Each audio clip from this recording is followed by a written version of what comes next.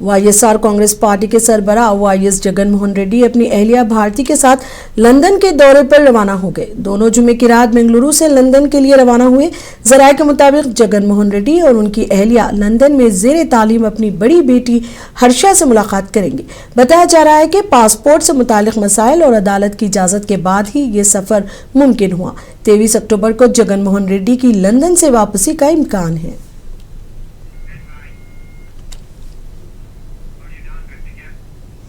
आंध्र प्रदेश के वजीर आला चंद्रबाबू नायडू ने कल नेल्लूर जिले के वेंकटाचलम मंडल का दौरा किया और यहां विश्वासमुद्र ग्रुप के नए बायो एनर्जी एथेनॉल प्लांट का इफ्तिताह किया। इस मौके पर उन्होंने ग्रुप के दिगर मंसूबों का भी जायजा लिया। वजीर आला ने कहा कि पोर्ट्स और एयरपोर्ट्स के क़याम से रियासत की इक़्तिसादी तरक्की में इजाफा होगा और एथेनॉल प्लांट्स माहौल दोस्त हैं। ये प्लांट 24 एकड़ रकबे पर कायम है और ये प्लांट रोजाना 200 किलो लीटर एथेनॉल पैदा करेगा। एथेनॉल की पैदावार के लिए 15,000 टन से ज्यादा खेतों से निकलने वाले कचरे को इस्तेमाल किया जाएगा। बताया गया है कि इससे मुकामी किसानों को फायदा पहुंचेगा।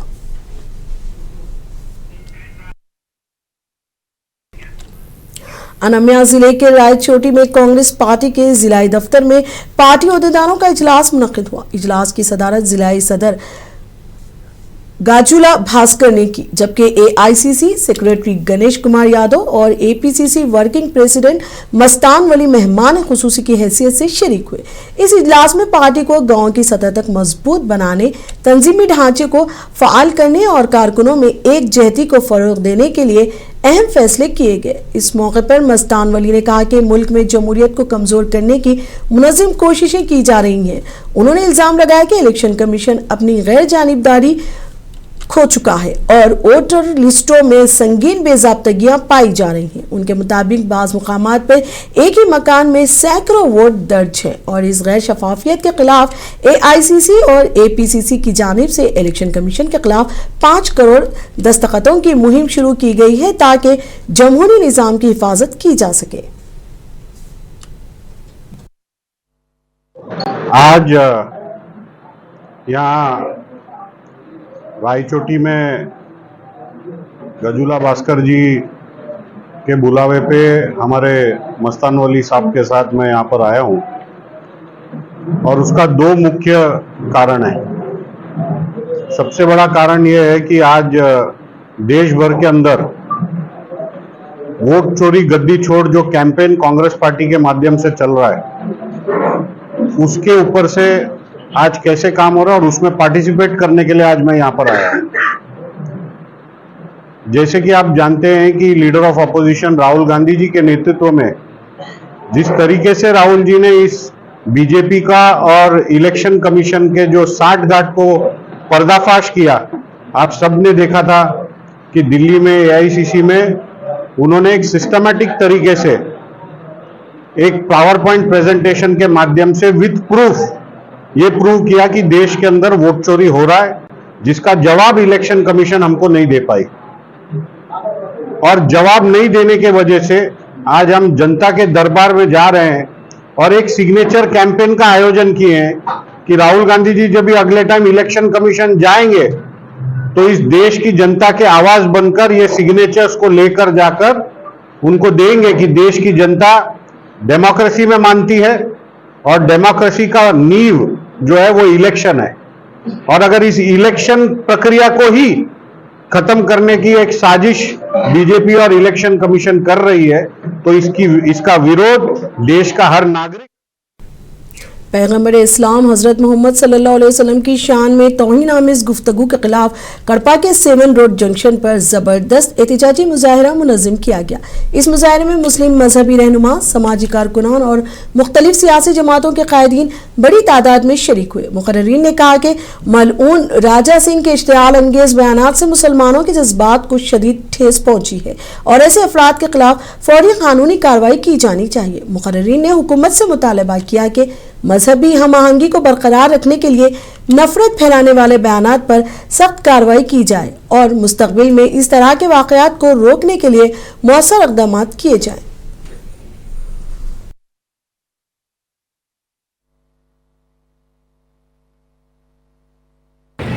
आंध्र प्रदेश की पुलिस और जिम्मेदारों से, सीएम से भी, और तेलंगाना की पुलिस जिम्मेदारों और सीएम से भी हम यही गुजारिश करेंगे कि अल्लाह के लिए ऐसे पागल को बाहर ना छोड़ें। जब कुत्ता पागल हो जाता है तो जैसे आप फौरन उसे गिरफ्तार कर लेते हैं ताकि किसी को काट ना ले, ये ऐसा ही एक पागल कुत्ता है जो काटने के लिए हमारे नबी सल्लल्लाहु अलैहि वसल्लम की तरफ आ रहा है। वो नहीं जानता कि नबी करीम सल्लल्लाहु अलैहि वसल्लम के चाहने वाले सिर्फ कड़पा में नहीं है, आंध्रा में नहीं है, हिंदुस्तान में नहीं, पूरी दुनिया के हर खित्ते में मौजूद है। जो नबी सल्लल्लाहु अलैहि वसल्लम पर आने वाली एक बात को कभी हम बर्दाश्त नहीं कर सकते। हम गुजारिश करते हैं, अल्लाह ने आपको अक्लें दी हैं, अल्लाह ने आपको सोच दी है, अल्लाह ने आपको पावर दिया है, उस पावर का इस्तेमाल करते हुए हिंदुस्तान में अमन और शांति कायम रखने के लिए सबसे पहले ऐसी जहनियत वालों को पकड़ के आप अंदर करें ताकि उसकी वजह से हमारे मुस्लिम और हिंदू आपस का भाईचारा, हिंदुस्तान में जो भाईचारगी का माहौल खराब होने ना पाए, इतने हम गुजारिश करेंगे। ये गुजारिश अगर आप समझ लें, अल्लाह ने आपको इंटेलिजेंट बनाया है, अकलें दी हैं, ओहदे दिए हैं, अगर ये काम हो जाए तो यकीनन हिंदुस्तान में अमन का माहौल आ जाएगा। भाई और दोस्तों, सारी दुनिया को मालूम है हमारे पैगंबर मोहम्मद रसूलुल्लाह सल्लल्लाहु अलैहि वसल्लम के ऊपर कोई भी अगर कीचड़ उछाले तो हम लोग सर कटा सकते हैं, लेकिन उसको हम बख्श सकते नहीं। United Forum for Quran Studies Andhra Pradesh की जानिब से 11वीं रियासती सतह के बच्चों के हिफ्ज कुरान मुकाबले का ऐलान किया गया है। तंजीम के मुताबिक मुकाबले 12 साल से कम उम्र लड़के और लड़कियों के लिए होंगे, जिन्हें 3 जुमरों में तकसीम किया गया है। हर जुमरे में पहली पोजीशन हासिल करने वाले बच्चे को 20,000 रुपये, दूसरी पोजीशन पर 15,000 और तीसरी पोजीशन पाने वाले को 10,000 रुपये नकद इनाम, मोमेंटो और तौसीफी सनद दी जाएगी। नंदियाल में तंजीम के जिले इंचार्ज हाफिज मोहम्मद शुएब जमान ने बताया कि दरख्वास्त देने की आखिरी तारीख 26 अक्टूबर है, जबकि नंदियाल में क्वार्टर फाइनल 28 दिसंबर को मुनक्किद होगा।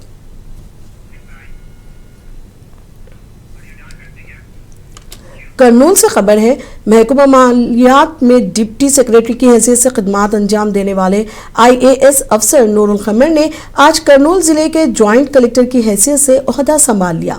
इस मौके पर कलेक्ट्रेट दफ्तर में एक रस्मी तकरीब मुनक्किद हुई, जिससे कबल उन्होंने बैन मजहबी दुआया मजलिस का एहतमाम किया। इस तकरीब में जिला के कई आला अहदेदारों ने शिरकत की और नए ज्वाइंट कलेक्टर नूरुल खमर को मुबारकबाद पेश की।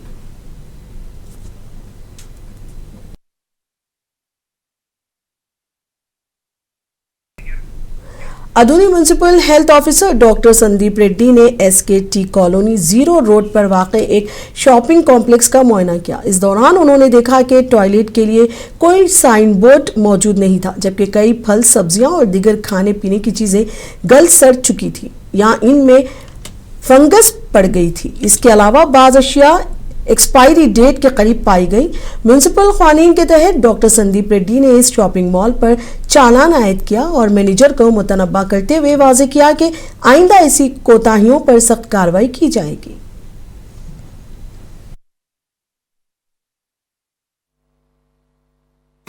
కస్టమర్ సైన్ బోర్డు లేకుండా వాష్రూమ్ వరకు ఎలా వెళ్తాడు? అది మీరు నోటీసింగ్ మెయిన్ థింగ్, అది వాష్రూమ్ లేదు. కస్టమర్ గ్రౌండ్ ఫ్లోర్ లో ఉన్న కస్టమర్ కి ఏదో థర్డ్ ఫ్లోర్ లో పెట్టుకున్నారు వాష్రూమ్. అండ్ ద బేసిక్ వాళ్ళు డిస్ప్లే చేయాల్సిన మా ఎన్ఓసీస్ కానీ, మా సర్టిఫికేట్స్ కానీ, ట్రేడ్ లైసెన్స్ కానీ ఏ డిస్ప్లేలో లేవు. మాకు చూపించమన్నా కూడా they are delaying it. So దాన్ని వాళ్ళకి ఇంకొకటి, సో ఈ కూరగాయలు ఏమైతేనేమి ఇవైతేనేమి పెరిషబుల్ గూడ్స్ అన్ని నియర్ ఎక్స్పైరీ, కొన్ని కుళ్ళిపోయి ఉన్నాయి, కొన్ని చూసుకోవాలి. ప్రజలు అమ్మేవాళ్ళు ఎలాగైనా అమ్ముతారండి, కొనే మనము చూసుకోవాలి. ఒకసారి ఉండి దగ్గరలో ఉన్న వాళ్ళకి ఎవరికైనా కంప్లైంట్ చేయాలి. వాళ్ళకి ప్రతిసారి మాలాంటి అధికారులే వచ్చి చూడాలి అంటే అవ్వదు. ఈ ప్లాస్టిక్ ని కఠినంగా। आंध्र प्रदेश के नंदियाल से खबर है, Nandyal sub division ASP M Jolly ने खबरदार किया है कि दिवाली के मौके पर बगैर इजाज़त के या क़वायद के खिलाफ वर्जी करते हुए आतिशबाजी का जखीरा किया गया या बगैर इजाज़त के पटाखे फरोख्त करने वालों के खिलाफ सख्त कानूनी कार्रवाई की जाएगी। उन्होंने कहा कि तमाम दुकानदार और मुंतज़मीन को मुकर्ररा हिफाजती उसूलों और एहतियाती तदाबीर पर अमल करना लाजमी है। नंदियाल पुलिस की जानिब से खुसूसी ड्राइव के तहत आतिशबाजी की दुकानों और गोदामों का मुआयना किया जा रहा है ताकि ये यकीनी बनाया जा सके कि वो फायर सेफ्टी उसूलों के मुताबिक काम कर रहे हैं या नहीं।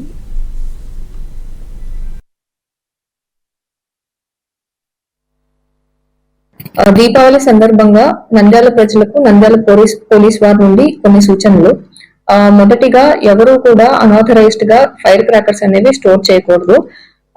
మరి ముఖ్యంగా లాస్ట్ టైం ఎవరైతే టెంపరరీ లైసెన్స్ హోల్డర్స్ ఉన్నారో వారి దగ్గర లాస్ట్ ఇయర్ మిగిలిపోయిన స్టాక్ కానీ ఏదైనా ఉంటే అది మేము రైడ్స్ కనుక చేసినప్పుడు మాకు దొరికితే మేము కంపల్సరీ దాన్ని సీజ్ చేసి వారి మీద చట్టపరమైన చర్యలు తీసుకోబడతాయి.